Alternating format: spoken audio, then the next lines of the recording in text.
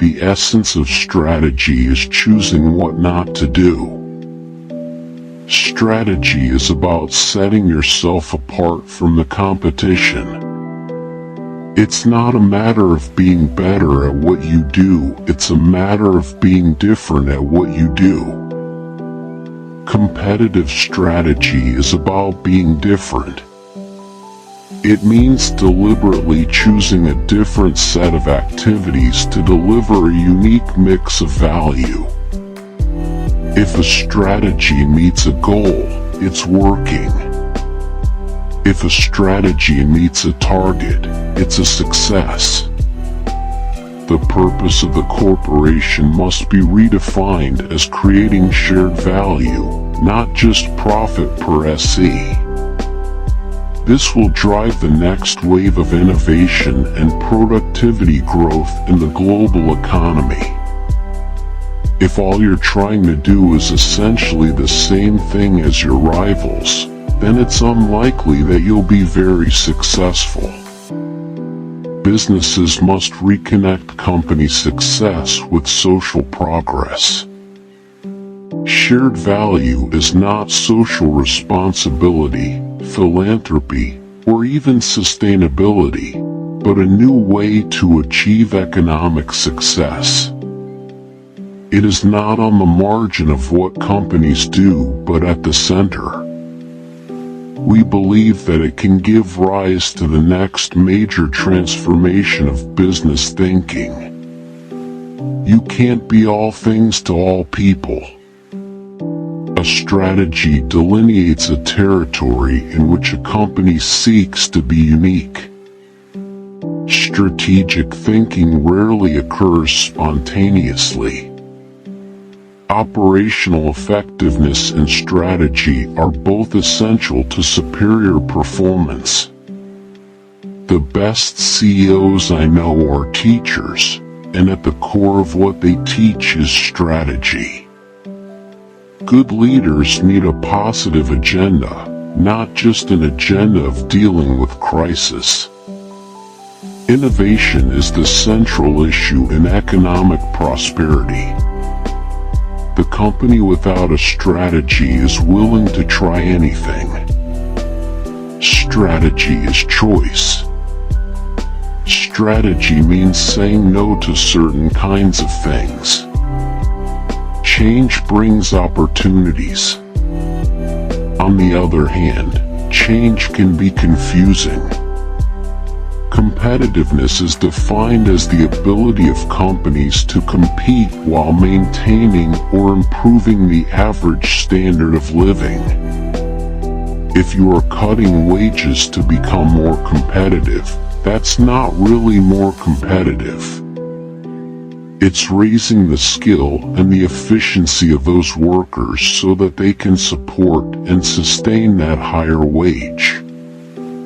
The essence of strategy is that you must set limits on what you're trying to accomplish.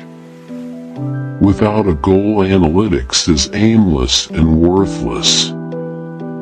There's a fundamental distinction between strategy and operational effectiveness.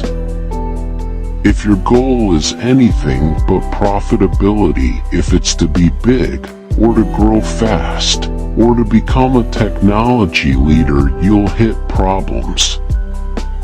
Billions are wasted on ineffective philanthropy. Philanthropy is decades behind business in applying rigorous thinking to the use of money. Risk is a function of how poorly a strategy will perform if the wrong scenario occurs. In the vast majority of businesses, there is simply no such thing as the best. Efforts to preserve all industries will lower the national standard of living. A target should go with every goal. A target is the value that defines success. The chief strategist of an organization has to be the leader, the CEO. Finally, strategy must have continuity. It can't be constantly reinvented.